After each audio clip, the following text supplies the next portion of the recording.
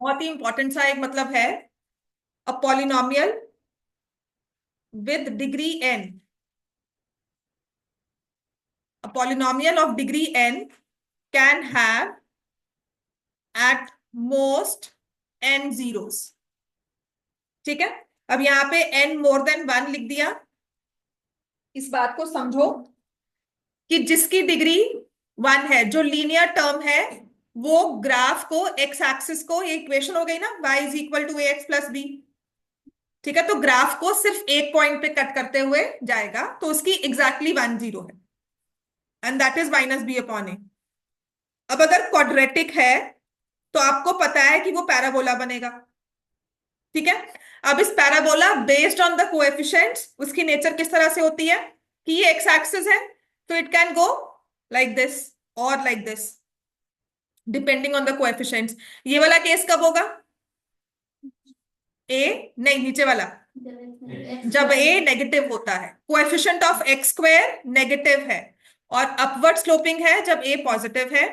It could go like this, x axis है, वैसे touch करते हुए जा रहा है, जिसमें हम कहते हैं exactly one zero, this is no zero. So polynomial in degree two can have no zero, number of zero zero हो सकती है, नंबर ऑफ जीरोस वन हो सकती है, एग्जैक्टली वन, और अगर वो इंटरसेक्ट करता हुआ जैसे मर्जी जाए तो उसकी टू जीरोस आएंगी। Can a polynomial of degree N have three zeros? No. ठीक है, एटमोस्ट टू जीरोस चाहिए। अब एटमोस्ट का मतलब है टू वन जीरो। अगर किसी पॉलिनोमियल की डिग्री थ्री है, a x cube plus b x square plus c x plus d, किसी भी पॉलिनोमियल की डिग्री थ्री है, क्यूबिक हो गया, number of zeros can be zero, one, two, three. समझ में आ गया? अब मैं कह रही हूं कि एक मैंने पॉलिनोमियल रैंडमली कोई भी बनाया ग्राफ पे, वो एक्स एक्सिस को एक पॉइंट पे कट कर रहा है, तो उसकी डिग्री कितनी हो सकती है? उसकी डिग्री वन भी हो सकती है, डिग्री टू भी हो सकती है, डिग्री थ्री भी हो सकती है। So can I say that polynomial जो एक्स एक्सिस को सिर्फ एक पॉइंट पे कट करते हुए जा रहा है can not be quadratic? It can be quadratic अगर वो एग्जैक्टली वन पॉइंट पे कट कर रहा है, मतलब लीनियर ऐसे बन रहा है, वो ऐसे जाकर ऐसे जा रहा है। ठीक है, कुछ ना कुछ मतलब उनमें होता है, डिपेंडिंग ऑन द कोएफिशिएंट्स होता है। क्लियर हो गया? राइट? तो मैं क्या बोली थी, मतलब कुछ इस तरह से होगा, x square plus x plus one, मैंने एक ग्राफ ये बना दिया, इनको मल्टीप्लाई करूंगी, है ना? If I draw this on the graph, इसमें से कोई जीरो नहीं आएगी, ये हवा में उड़ जाएगा एक्स एक्सिस के ऊपर, और इसमें से माइनस वन एक जीरो आ जाएगी। ठीक है, तो अगर कोई भी ग्राफ एक्स एक्सिस को एक पॉइंट पे टच करता हुआ जा रहा है, सो कैन आई से it can not be quadratic? It can be quadratic, it can be cubic also. समझ में आ गया? क्यूबिक में भी अगर मैं इसको ऐसे लिख दूं, x square plus x plus one, ठीक है, ये सीरियसली समझने वाली बात है, अगर इसको देख सकते हो, मैं आपको ग्राफ ड्रॉ करके दिखा देती हूँ इनके। ये क्यूबिक ना, क्यूबिक का I can predict the, cubic में ना I can predict the shape also, but होता क्या है, वो डिपेंड करता है कोएफिशिएंट्स पर। जैसे अब मैंने ये वाला ड्रॉ किया, मैंने ये किया था ना, x plus one into x square plus x plus one. X axis को तो एक पॉइंट पे किया, दो पे उसने करते हुए वो आगे नीचे और जा रहा है, मतलब एक्स एक्सिस पे तो एक ही जीरो आई ना। अब ये इंटरसेक्ट करते हुए जा रहा है एक्स एक्सिस को सिर्फ एक बार। अब अगर मुझे इसको, एक्स एक्सिस को सिर्फ टच करना है, आप कैसे कह सकते हो कि अगर वो टच करते हुए जा रहा है एग्जैक्टली वन पॉइंट पर, so it can not be quadratic, it can not be cubic.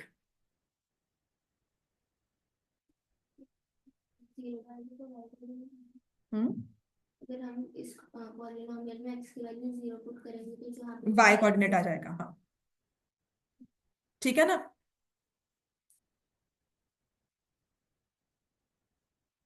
Right, और वो भी बनता है जहां पर उसको सिर्फ टच करते हुए जा रहा है और ये ऐसे जाएगा, तो इसमें ऐसे लिख दो, X plus one whole square,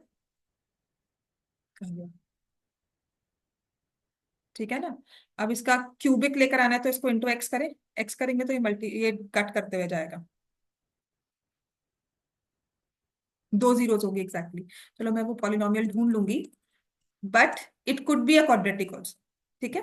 exactly 1 point पे कट कट जा रहा है तो आप उसमें परफेक्ट स्क्वायर बना रहे हो, पर वो क्वाड्रेटिक हो सकता है। It's touching the x axis at exactly 1 point, it can be a quadratic polynomial. ठीक हो गया इतना।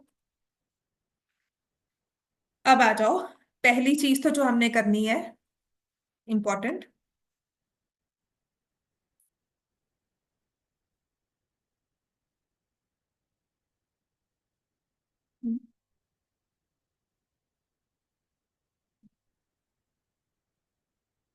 फिर नहीं आओगे क्या 25 से? नहीं आती। आ जाना, क्योंकि मैं टेस्ट भी ले रही हूँ और क्लास भी करवा रही हूँ, लिखो। ठीक है। हाँ, वैसे तो पिछली बार भी कह रहे थे टेस्ट लेंगे, पर लिया नहीं था उन्होंने। बोल रहा हूँ। हम्म। बोल रही है टाइम डेट शीट आ गई मेरा 54 मैथ्स का? है।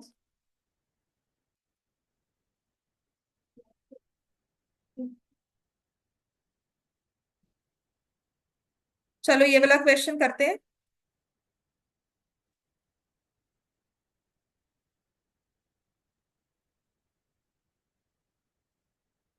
Nth term of an AP is 1 by n. Nth term of an AP is 1 by m. Show that sum of mn terms is half mn plus 1. तो ये क्वेश्चन कैसे किया जाता है?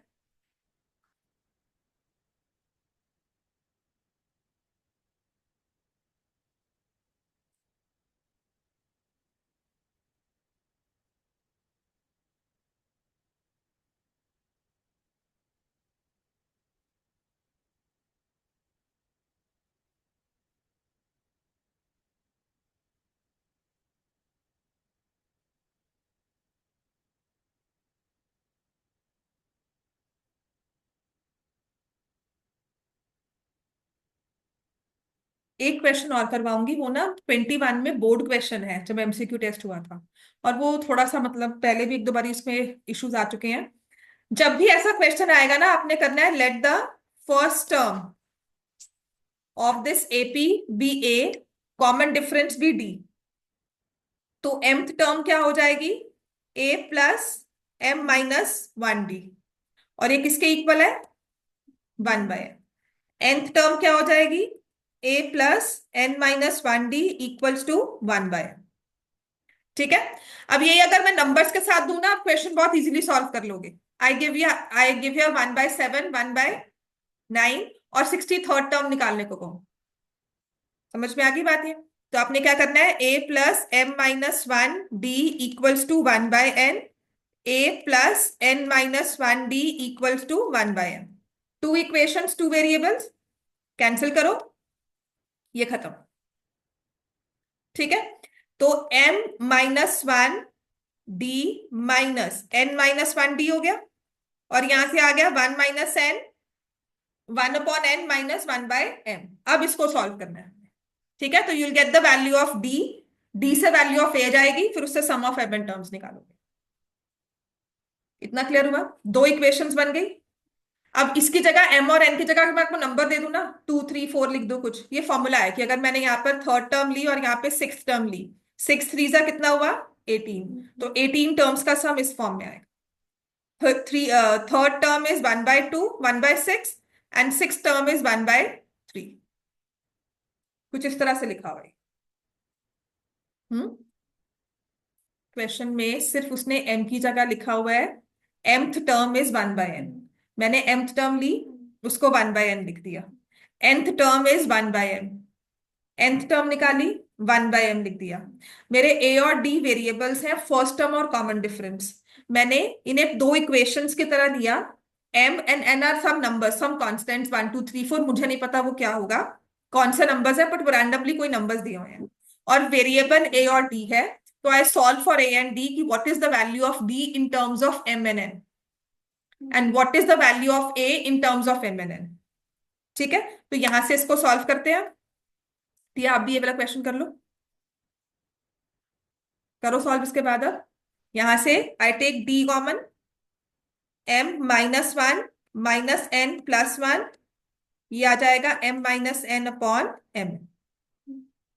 ठीक है, ऐसे ही ये कट गया, d m माइनस n, और यहां पर भी दिया हुआ है m minus n upon m है, तो d कितना आ गया, 1 अपॉन m है। Now put the value of d and solve for a। इसको यही करना होता है, सबसे इजी यही वे है इसका।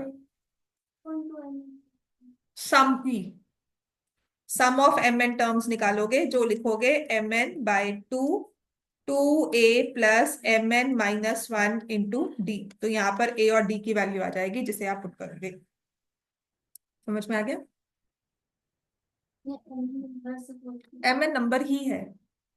This is basically saying if third term is 1/6 and sixth term is 1/3, then 18th term का सम ऑफ 18 टर्म्स उस फॉर्म में आएगा। समझ में आ गया ये? तो वो फॉर्मूला होता है एक तरह से।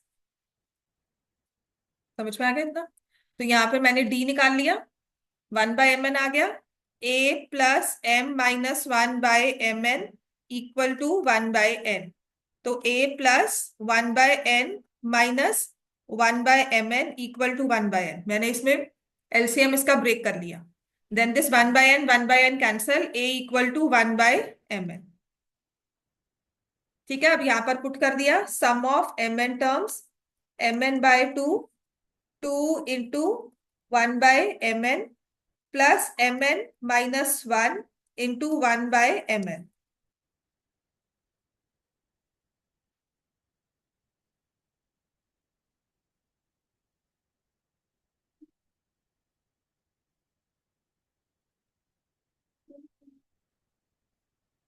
तुम पहली बार कर रही हो इसलिए, अगर ये प्रैक्टिस बहुत बार किया हो ना, हाँ बस इसीलिए।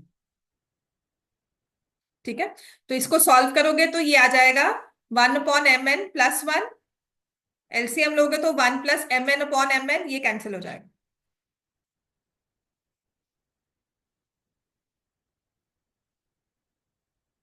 ये पेपर में बिल्कुल आ सकता है, ऐसी बात नहीं है नहीं आ सकता, सीबीएसई रिस्क ले लेती है, ऐसा कुछ नहीं कह सकते कि नहीं। mn प्लस वन, तो mn/2, 1 + mn/mn, ये कैंसिल हो गया, तो 1 + mn/2।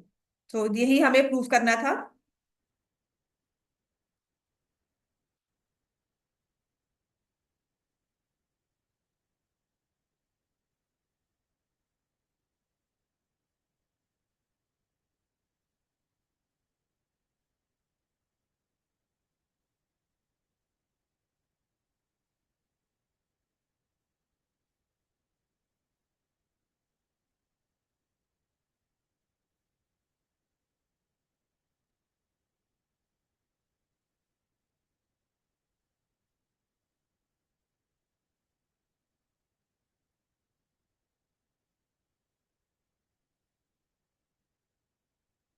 और कौन सा क्वेश्चन नहीं हुआ था इसमें?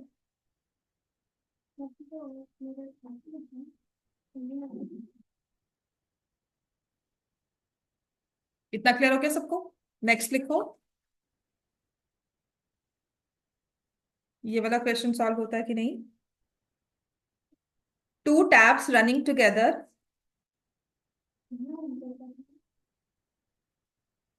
Half mn plus one, sum of mn terms आ गया।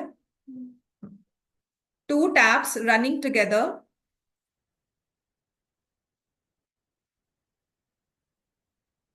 can fill a tank, can fill a tank in 3 1/13 hours.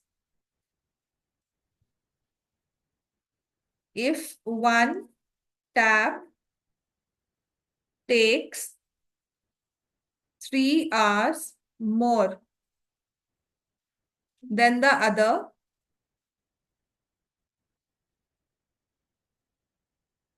to fill the tank,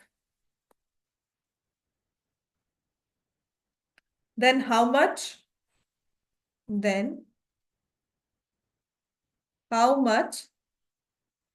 will each tank take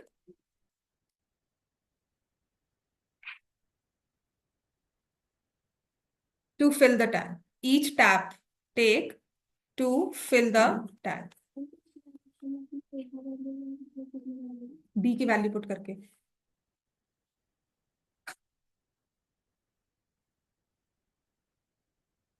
इसमें इक्वेशन फॉर्म करो. 2 taps running together can fill a tank in 3 1/13 hours. बिल्कुल paper में आ सकता है. 1 tap takes 3 hours more than the other to fill the tank. How much will each tap take to fill the tank?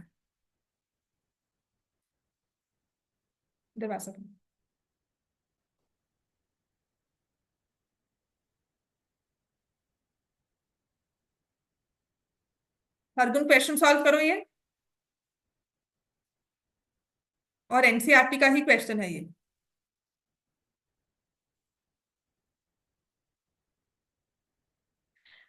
जब भी आपको ऐसा कुछ statement problem आता है, मैंने आपको पहले कहा था, आपने अपने वेरिएबल को सोचना है कि वो क्या शो कर रहा है.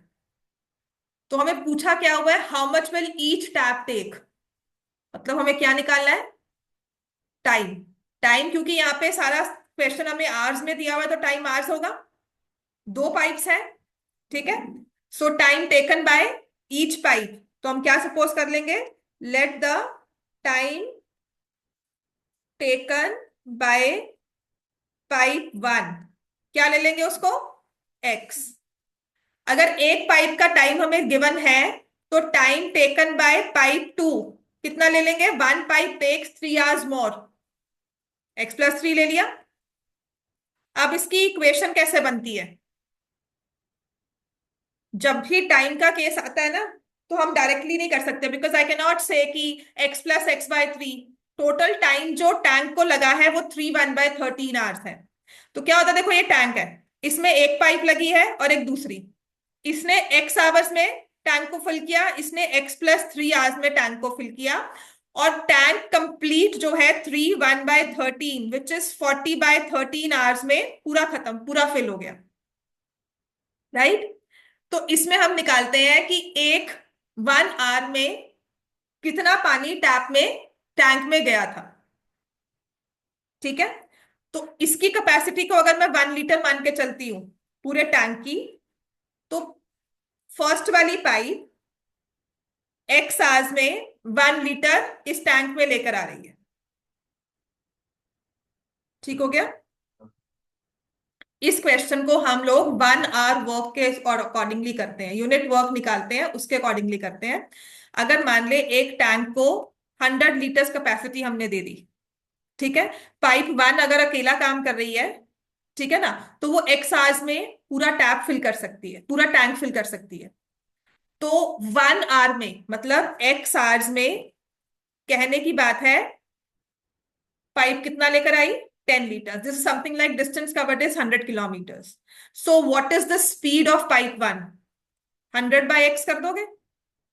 Speed of pipe 2 100 plus x/3 कर लोगे. अब यहां पर liters per hour है ये. तो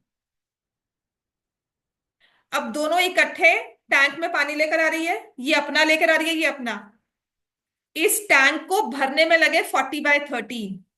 सो कैन आई से दोनों मिलकर जो पानी लेकर आ रही है वो 100/40/13 है, total capacity by total time, ठीक होगी बात ये.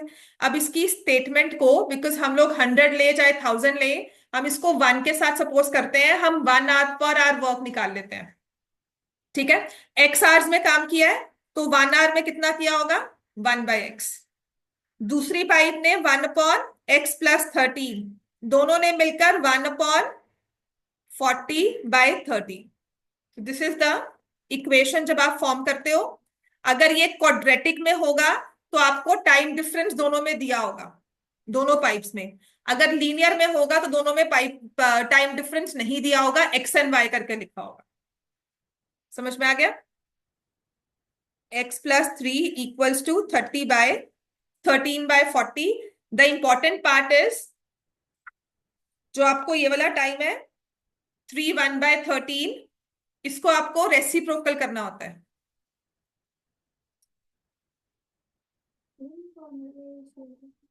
हम्म 1 आवर वर्क, कौन से वाला?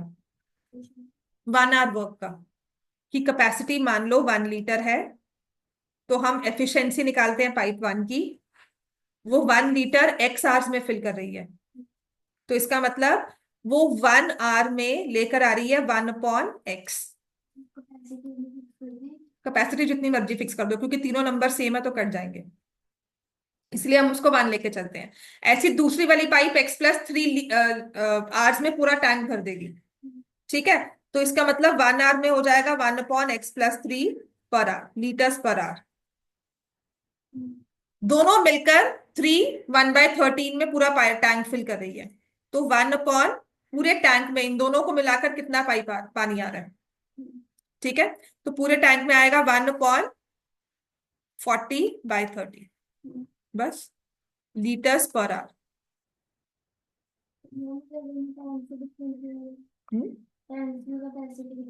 नहीं, नहीं होगी, एक ही टैंक की बात हो रही है, डिफरेंट में होगा तो कुछ और दिया होगा साथ में।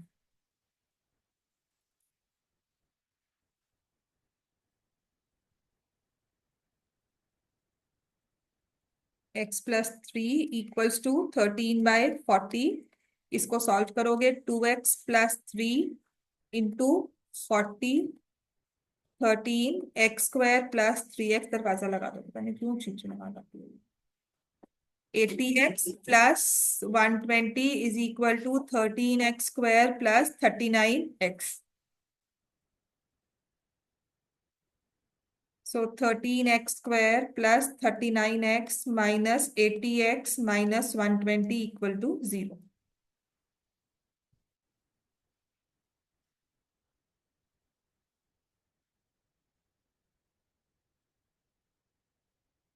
41x आ गया ना, -120 = 0। अब इसके फैक्टर्स करने हैं, 13 तो नहीं होता, इंटू 12 इंटू 10, ठीक है, तो 13 इंटू 12 इंटू 5 इंटू 2, मुझे एक और चाहिए, एक इवन चाहिए, 13 5 65 है ना, 13 5 65, 12 इंटू 2 24, 41 आ गया।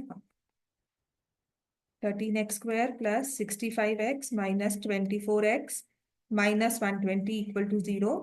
13x कॉमन लिया, x+5 minus 24 कॉमन लिया, हाँ -65 आएगा, सॉरी, -65 + 24, तो x -5 हो गया, और यहाँ से +24, x -5 = 3, सो 13x + 24, x -5 = 0, x की वैल्यू क्या आ जाएगी 5, बट ऑफ कोर्स -24/13 आपको शो करना है, नेगेटिव है, रिजेक्ट हो जाएगी, तो x की वैल्यू 5 आएगी। समटाइम्स दोनों वैल्यूज पॉजिटिव आ जाती हैं, आ सकती हैं, उस केस में वो +3 या -3 ऐसा होगा कि वो आपका आंसर नहीं देगा उसमें, ठीक है, तो x की वैल्यू 5 आ गई। सो time taken by one pipe is 5 hours, by the second pipe is 5 + 3 8 hours, ठीक है, तो टाइम एंड वर्क के क्वेश्चन में हमेशा हमेशा रेसिप्रोकल लेना है, टाइम एंड वर्क, टाइम की डिस्टेंस नहीं कह रही हूं, टाइम एंड वर्क में हमेशा रेसिप्रोकल लेना है। अपस्ट्रीम डाउनस्ट्रीम वाला आता है क्वाड्रेटिक इक्वेशंस में, आता है, करवाऊं? हाँ, लिखो।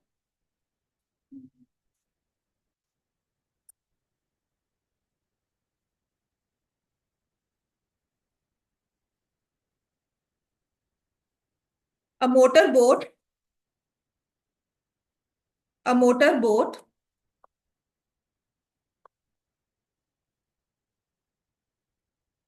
whose speed is 24 kilometers per hour in still water,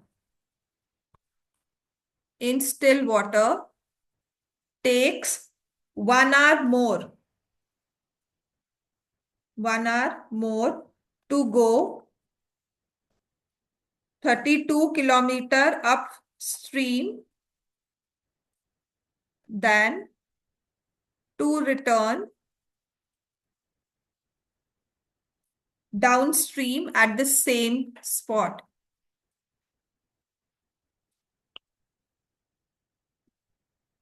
Downstream at the same spot. Find the speed of the stream.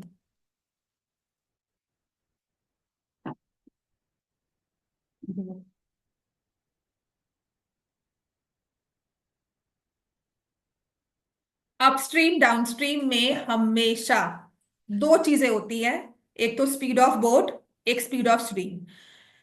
जब भी हमारे पास स्टेटमेंट प्रॉब्लम आती है ना, पहली चीज अपने दिमाग में ये लेकर आनी है, मैं वेरिएबल एक्स वाई तो लूंगी लूंगी, पर उसको शो क्या करना है, व्हाट विल दैट वेरिएबल, चाहे 1 हो चाहे 2 हो चाहे 3 हो, वो वेरिएबल रिप्रेजेंट क्या कर रहा है। तो मैक्सिमम 99% तो लास्ट में दिया होता है फाइंड, उसी को वेरिएबल सपोज करना है। ठीक है, तो मेरा क्वेश्चन ही जब सॉल्यूशन स्टार्ट होगा ना, तो सबसे पहले तो मैं ये करूंगी, let the speed of stream. देखो ये ना ऐसे बात करने वाली होती है, जैसे अगर मैंने आपको statement problem the, somebody is relating to you, कि मैं वहां गया, मैं पता कहाँ गया, तुम्हारा फ्रेंड तुम्हारे पास आए, मैं वहां गया, तो तुम्हारे वहां में तो तुम बहुत सारा कुछ सोचोगे, यू विल बी कंफ्यूज्ड। तो सबसे पहले अगर वो बोले नहीं, I went to this particular restaurant, तो तुम्हारे दिमाग में आ गया अच्छा तुम वहां गए थे। आई वेंट टू सराबानगर, तो आप सराबानगर का पूरा एरिया जो भी आपको याद है, आपके दिमाग में एक इमेज बन जाएगी। जब ये क्वेश्चन आपके पास आया, सब कुछ धुंधला है, कुछ नहीं दिख रहा, बट द मोमेंट आई से fix variable x with the stream, तो दिमाग में हो गया कि जो स्ट्रीम चल रही है उसकी स्पीड है x, right. Maths is all about imagining that, उसकी एक पिक्चर अगर बन जाएगी ना, आपके लिए मैथ्स बहुत सॉल्व करना इजी हो जाता है। अब अपस्ट्रीम डाउनस्ट्रीम में एक होती है स्पीड अपस्ट्रीम, एक होती है स्पीड डाउनस्ट्रीम। अगर तो दोनों में से दोनों ही स्पीड्स हमें नहीं गिवन है, तो वो लीनियर इक्वेशंस का क्वेश्चन है। अगर दोनों में से एक स्पीड गिवन है, मतलब वो क्वाड्रेटिक इक्वेशन है। ठीक है, तो बोट की स्पीड दी हुई है, स्पीड ऑफ बोट क्या है, 24।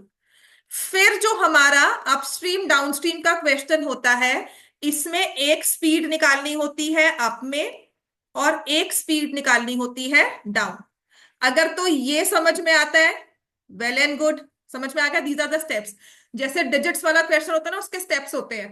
मैंने आपको कहा था हमेशा यूनिट्स प्लेस पे फिक्स करो, टेंस पे फिक्स करो, नंबर फॉर्म करो, maximum number of times reverse दिया होता है, रिवर्स नंबर ले लो और फिर स्टेटमेंट को रीड करो, राइट। यहां पर मैंने पहले स्ट्रीम ले ली एक्स, स्पीड ऑफ बोट अब मुझे समझ में आ रही है 24। ना if the boat is going upstream, उसकी स्पीड क्या होगी, 24 माइनस एक्स। समझ में आ गया ना, बोट तुम्हारी नीचे से ऊपर जा रही है और स्ट्रीम तो ऐसे ही चलेगी, ऊपर से नीचे आ रही है, तो इसका मतलब अपस्ट्रीम में स्पीड विल बी बोट की स्पीड माइनस स्ट्रीम। ठीक है, 24 minus x kilometre per hour. और डाउनस्ट्रीम क्या होगा, अपस्ट्रीम तो ऐसे जा रही है, बोट ऊपर से नीचे आ रही है, तो 24 plus x kilometre per hour. अब हमने सब कुछ अपने दिमाग में फिक्स कर लिया। अब दोबारा से क्वेश्चन को रीड करेंगे। जब भी अपस्ट्रीम डाउनस्ट्रीम का होगा ना, these are the few steps, few preparatory steps. मतलब किसी ने कहा ना केक बनाना है, तो पहले मेरे दिमाग में आएगा what are the ingredients I need. बात समझ में आई, राइट। कल पेपर है, मैथ्स का पेपर है, तो व्हाट आर द रिक्वायरमेंट्स, आप कहते हो ना क्या क्या लेकर आए, pencil, scale, paper, graph paper, सब बोलते हो ना। तो वो चीज है, हम अपने क्वेश्चन को प्रिपेयर कर रहे हैं, ये चीजें हमने तैयार की अपने दिमाग में। उसके बाद now we read the question. उसमें कहा है in still water takes 1 hour more to go 32 kilometre upstream, कि 32 किलोमीटर अपस्ट्रीम जाने के लिए उसे 1 घंटा ज्यादा लग रहा है। ठीक है, तो can you tell me what is the time taken upstream. आपके पास डिस्टेंस है 32 किलोमीटर, आपने स्पीड निकाली है अपस्ट्रीम की 24 minus x, so what is the time taken upstream. Time होता है distance upon speed, 32 upon 24 minus x. What is time downstream, 32 upon 24 plus x. अब कहते हैं अपस्ट्रीम का टाइम डाउनस्ट्रीम के टाइम से 1 घंटा ज्यादा है। अपस्ट्रीम का टाइम डाउनस्ट्रीम के टाइम से 1 घंटा ज्यादा है, तो हमारी इक्वेशन क्या हो जाएगी, 32 24 माइनस एक्स, ये अपस्ट्रीम का टाइम डाउनस्ट्रीम के टाइम से 1 आवर ज्यादा है। ठीक है, इसे सॉल्व करो। ठीक है, 32 24 plus X minus 32 24 minus X is equal to 24 plus X into 24 minus X, ये हो गया। अब इसको मल्टीप्लाई करोगे तो समथिंग लाइक सेइंग कि 32 into 24 plus 32x। So I can see here कि यहाँ पर 32 इंटू 24 प्लस 32x, ये टर्म तो कैंसिल ही हो रही है, मैं मल्टीप्लाई नहीं करती। 24 का स्क्वायर कितना होता है? हेलो, हाँ जी।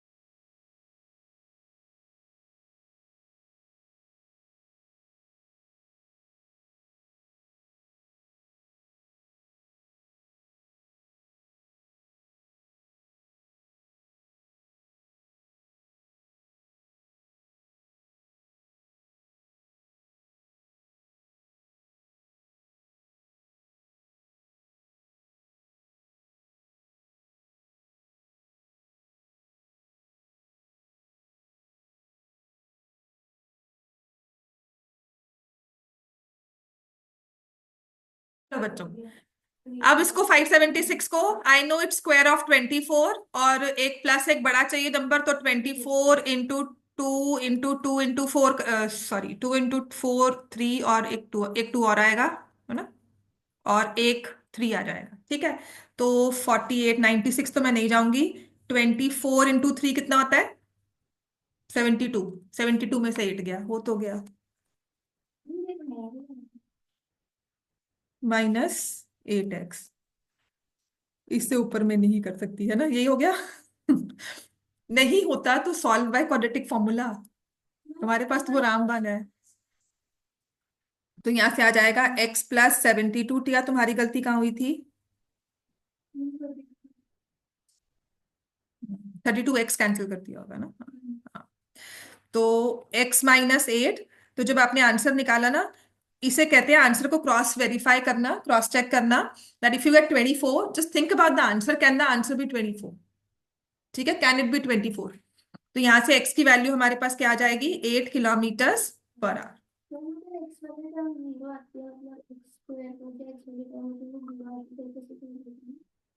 वो तो फिर डिपेंड करता है नंबर पे, वो परफेक्ट स्क्वायर बन जाएगा फिर। अगर मान लेना इन दोनों को प्लस कर, इन दोनों को ये प्लस में होता, ये माइनस में होता, that depends on the value itself, ये कैंसिल हो जाता। तो आप एक्स स्क्वायर 32 इंटू 24 इंटू 2 -576 करते तो इसका स्क्वायर रूट लेते, प्लस वाला होता, माइनस वाला नहीं। तो वो डिपेंड करता है नंबर इटसेल्फ पे, वो ऐसा कुछ नहीं है कि नहीं आ सकता, बिल्कुल आ सकता है, काफी क्वेश्चंस में आता भी है। ठीक है, पर इस वाले में नहीं है हमारे पास। हाँ, ये 5 नंबर का आ रहा है। डी लगाकर कर सकते हो अगर फैक्टराइज नहीं होता।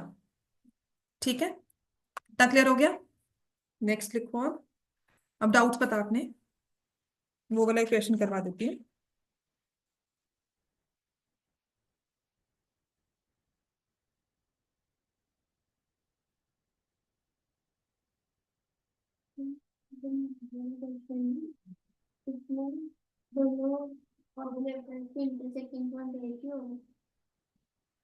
ये वाला क्वेश्चन लिखो। ये कैसे करोगे? ये है तो आपकी क्लास 9th का क्वेश्चन, पर ये कोऑर्डिनेट में दे दिया है। Is a rectangle formed by joining points A -1 -1, B -1, 6, C 3, 6, D 3, -1. P, Q, R, and S are the midpoints of sides AB, BC, CD, DA respectively. Show that diagonals of quadrilateral PQRS bisect each other. ये class 9th का question है, quadrilateral chapter में किया है। Rectangle के mid points को join करके क्या बनता है? रोम्बस। याद है ना? हमने कहा था क्वाड्रिलेटरल में एनी क्वाड्रिलेटरल मिड पॉइंट्स को ज्वाइन किया, पैरेललोग्राम।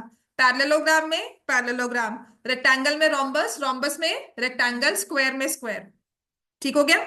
तो यहां पर अभी से हमें कोऑर्डिनेट के थ्रू प्रूव करना है। तो आपने पहले तो ABCD रेक्टेंगल ले लेना है इसमें। ठीक है?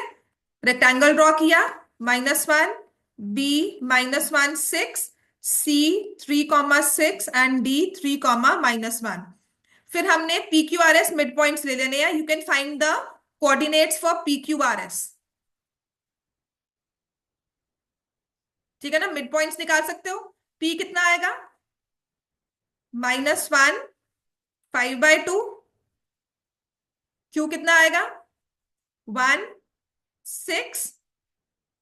मिड पॉइंट निकाल रहे हो ना? है ना? निकालो सब। R कितना आएगा? और ऐसे ही S हो जाएगा।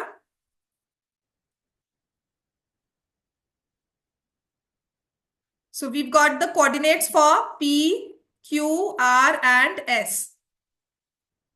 ठीक है? P हमारे पास आ गया -1 5/2, Q आ गया 1 6, R आ गया 3,5/2, S हो गया 1, -1। ये पहले ना ये वाला क्वेश्चन ऐसा ही ऑप्शनल एक्सरसाइज में हुआ करता था। ठीक है? क्लियर हो गया? अब आपको बताना है कि ये जो PQRS है ना, इसके डायगोनल्स बाइसेक्ट करते हैं ईच अदर। तो इसका मतलब है हमें क्या शो करना है? PQRS के डायगोनल्स कौन से होंगे? डायगोनल्स कौन से होते हैं PQRS के? PR and SQ। ये शो करना है बाइसेक्ट ईच अदर। तो इसका मतलब क्या हुआ कोऑर्डिनेट में? If they bisect each other that means their mid point is same. Ratio equal तो है ही, मिड पॉइंट सेम होगा। ठीक है? तो can you find the mid point of PR? PR का मिड पॉइंट क्या होगा? PR का -1 + 3 2/2 1 हो गया। 5/2 + 5/2 ÷ 5/2, तो फिर से क्या आ गया? 5/2। हाँ, तो 5/2 + 5/2 ÷ 2, तो वो तो होगा ना 10/2 × 5 ÷ 2 5/2 ही रहा ना, है ना? हाँ, तो किसी नंबर को जब 2 बार ऐड करके उसको ÷ 2 कर रहे हो तो इट्स नंबर इटसेल्फ। ठीक हो गया ना इतना? अब ऐसे ही मिड पॉइंट निकालो SQ का। Try to understand the question. उसमें क्वेश्चन मुश्किल नहीं है, बस इसका सॉल्व करना है। 1 + 1 ÷ 2 1 आ गया। ये 6 - 1 5 ÷ 2 5/2। So since the midpoint of both the diagonals is same, hence they bisect each other। ये कोऑर्डिनेट में शो कर रहे हैं हम। SQ निकाला, SQ के कोऑर्डिनेट्स निकाले PQRS के। उसने कहा है diagonals bisect each other. Diagonals bisect तब करेंगे ना जब मिड पॉइंट सेम होगा। बेसिकली आप PQRS को पैरेललोग्राम शो कर रहे हो, तो उसके डायगोनल्स बाइसेक्ट कर रहे हैं। तो वो कैसे शो करते हैं कि मिड पॉइंट जो PR का है वही SQ है, कि एक पॉइंट पर दोनों हाफ हाफ हो रहे हैं। इसका मतलब है the diagonals bisect each other, that means mid point is same. Parallelogram के वर्टिसेस निकालने के लिए हम डायगोनल्स बाइसेक्ट यूज करते हैं, सबसे इजी वे, है ना? तो वही चीज है। क्लियर हो गया इतना सबको? ठीक है, और बताओ, लिख लिया सबने? ये क्वेश्चन हमारे क्लास 9th में से आया हुआ है, जब मिड पॉइंट थ्योरम यूज करके we prove that PQRS is a parallelogram. That was geometry, pure geometry. This is proving through coordinate, कि हमने उसको कोऑर्डिनेट में भी जस्टिफाई कर दिया कि हाँ बिल्कुल वो पैरेललोग्राम ही बनता है, डायगोनल्स बाइसेक्ट ही करेंगे। ठीक है? हाँ जी, कौन सा वाला? अच्छा, ये वाला क्वेश्चन ना काफी इंपॉर्टेंट है, ये वाला करवा देते पहले। 40th टर्म वाला, sum of last 6 terms, हाँ लिखो। In an AP of 40 terms, this is a good question. AP of 40 terms, sum of first 9 terms, sum of first 9 terms is 153 and sum of last 6 terms, तेरा AP सच में बहुत बुरा है। नहीं ma'am इसमें reverse है तो मैं दोनों सेकंड देखो, क्यों करना है, हमें फर्स्ट टर्म नहीं पता, हमें लास्ट नहीं पता। हाँ, कर सकते हो रिवर्स एपी से, पर कैसे होगा?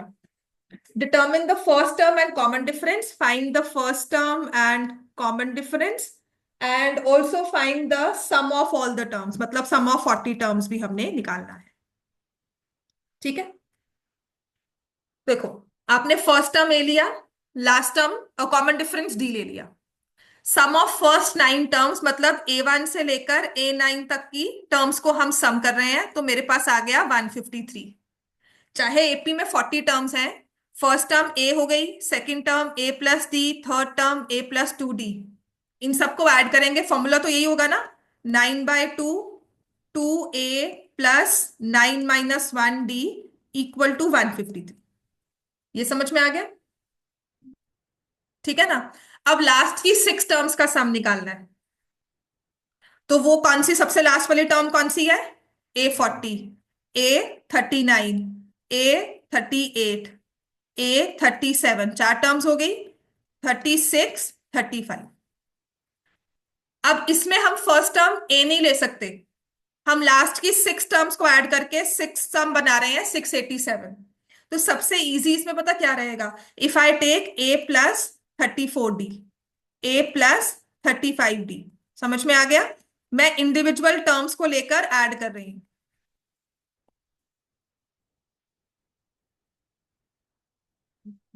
तीन, 4, 38 नहीं लिया और 39। ठीक है, रिवर्स एपी करना, हमें फर्स्ट और लास्ट नहीं पता ना, इसलिए रिवर्स एपी नहीं कर सकते। हाँ, उसमें तुम ये कर सकते हो कि लास्ट टर्म हमारी, उसमें रिवर्स एपी ये हो जाएगा कि हमारी लास्ट टर्म, फर्स्ट टर्म उस केस में आ जाएगा A+39, अगर तुम रिवर्स करते हो तो उस केस में फर्स्ट टर्म इज A+39D और कॉमन डिफरेंस -D है, तो ये हो जाएगा 6/2 2 into A+39D mine plus 6 - 1 5 into -D। बात समझ में आई? रिवर्स एपी हो गया ना, कि उसकी रिवर्स में जो हमने लास्ट 6 टर्म्स ली, तो last term is the first term, ये वाली फर्स्ट टर्म है, कॉमन डिफरेंस डी था, -D हो गया।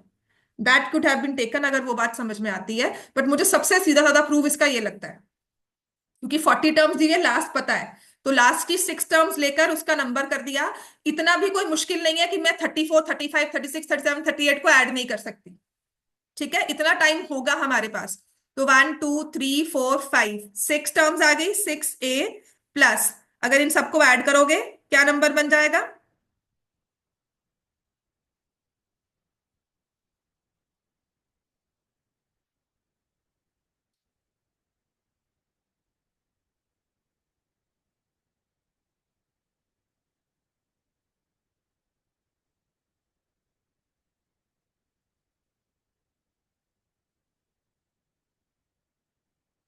टू 29 आ रहा है, 219। यहां से तुम्हारे पास दो इक्वेशंस आ जाएंगी, फर्स्ट वाली तो बहुत आराम से आएगी, सेकंड वाली को you can go bye either method.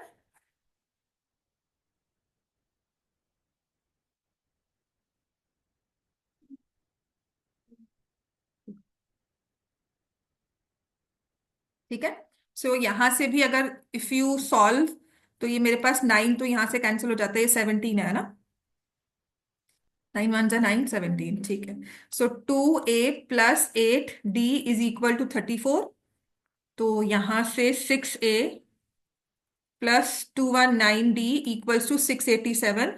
अब मुझे लगता नहीं है क्वेश्चन मुश्किल है सॉल्व करना, अब हो जाएगा। मैम क्वेश्चन टेक्निकली एपी का है या linear का है? ये एपी का है और लीनियर इक्वेशंस दोनों का। एपी में आधी चीज तो बस इक्वेशन खुद फॉर्म करनी है फॉर्मूला यूज करके, बाकी तो लीनियर इक्वेशंस है, इक्वेशंस तो हर जगह है ना, क्वाड्रेटिक लीनियर कुछ भी सॉल्व करते हैं। मैम कुछ नहीं ऐसे काम बैलेंस कर रही थी, कैसे? ये भी आंसर कर रही थी अगर नहीं, possible। नहीं तो फिर वो सॉल्वेबल नहीं, मतलब आपको एक ही चीज दो तरह से दी हुई है, तो this is the same, this is a case of infinitely many solutions. A6 में दिया है कि फर्स्ट टाइम का 6 टाइम्स की 18। मतलब एक ही चीज को दो बारी कहा हुआ है। मैं कह रही हूँ cost of a bat and a ball is 9, cost of 2 bats and 2 balls is 18। तुम कहोगी मुझे नया क्या बता रहे हो आप। एपी में ऐसे, इसमें तो इक्वेशंस फॉर्म करने की बात है ना। मैं आपको कह रही हूँ सम ऑफ, एपी में नहीं होगा ना।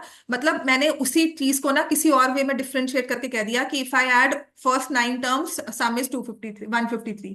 अगर मैं इसी को डबल कर दूं सम ऑफ 9 टर्म्स को, तो सम इसका डबल हो जाएगा। मैं आपको वो चीज बता रही हूँ, डिफरेंट नहीं बता रही हूँ। मतलब I am not, in that case I am not giving you additional information that would solve the question. मैं आपको इनफाइनाइटली मैनी सॉल्यूशंस का केस बता रही हूँ इस केस में, ठीक है, जिसमें हम एग्जैक्टली वन सॉल्यूशन नहीं निकाल पाएंगे पिन पॉइंट करके कि यही आएगा।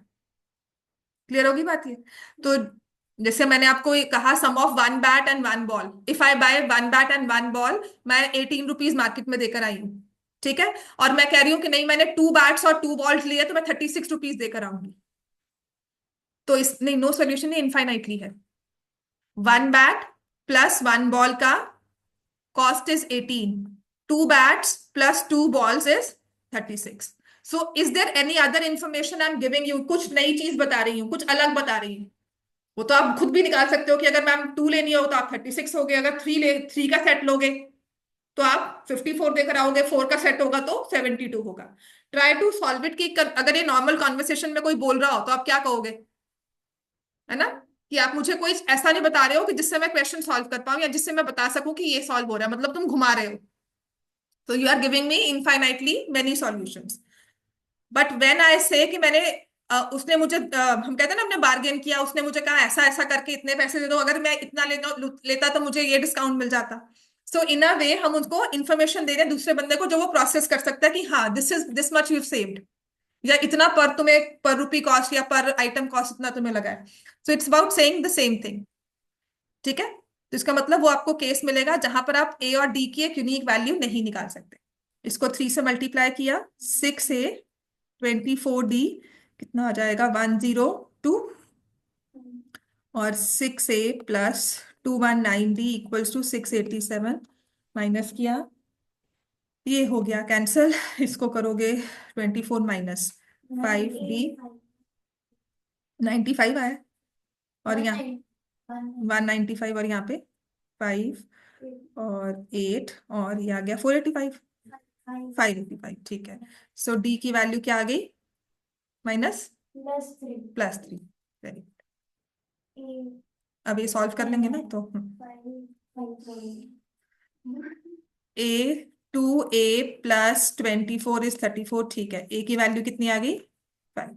तो आपके पास एपी भी बन जाएगी 5 और 3 कॉमन डिफरेंस के साथ, और उसने कहा है find the sum of first 40 terms, तो S40 भी निकालना है। 2 5 प्लस 39,